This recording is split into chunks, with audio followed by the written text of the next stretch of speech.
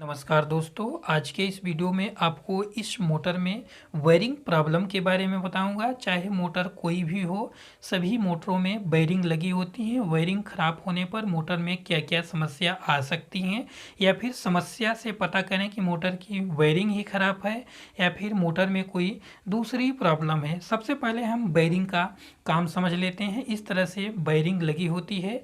Wiring एक यहाँ पर लगी होती है और एक यहाँ पर लगी होती है। इन्हीं वायरिंग की माध्यम से, वायरिंग के सहारे यह शाफ्ट इस मोटर में फ्री रहता है, फ्री घूमता है। इसको फ्री घूमना चाहिए। सबसे पहले आपको इस मोटर की आवाज़ को समझना है कि मोटर में यदि आवाज़ बहुत ज़्यादा शोर मचा रही है, बहुत ज़्यादा आवाज़ आ रही है, यदि इसके अगल बगल के नट बोल्ट ढीले नहीं हैं, आवाज़ अंदर से आ रही है, तो समझ लेना चाहिए कि वायरिंग के अंदर का जो ग्रीस है, चिकनाहट वाला मटेरियल है, वह सूख चुका है। इसलिए इसकी आवाज़ बदल गई है। पहले यह सही चल रही थी, लेकिन कुछ दिनों से इसकी आवाज़ बदली लग रही है। उस कंडीशन में आपकी वायरिंग ख़राब हो सकती है।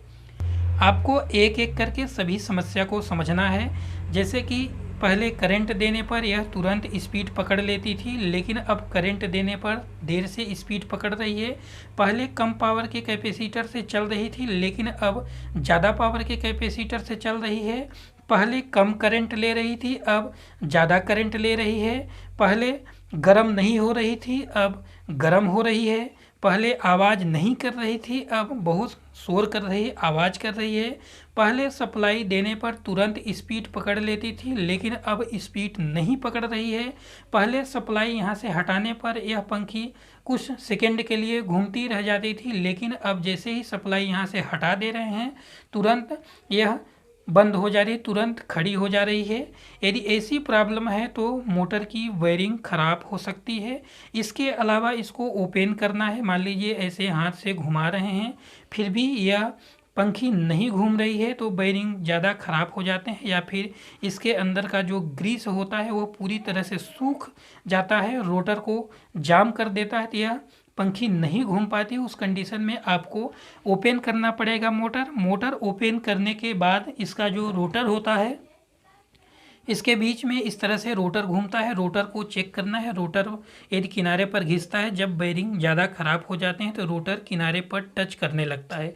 टच करता है तो यहाँ रोटर में इस तरह से निशान बन जाते हैं। यह रोटर पंखा का रोटर है।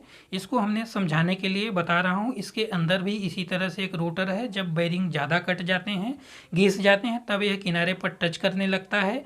इस वजह से मोटर नहीं चल पाती है, या मोटर जाम हो जाती है, या फिर मोटर किनारे पर नहीं टच कर रही है, रोटर किनारे पर नहीं टच कर रहा है।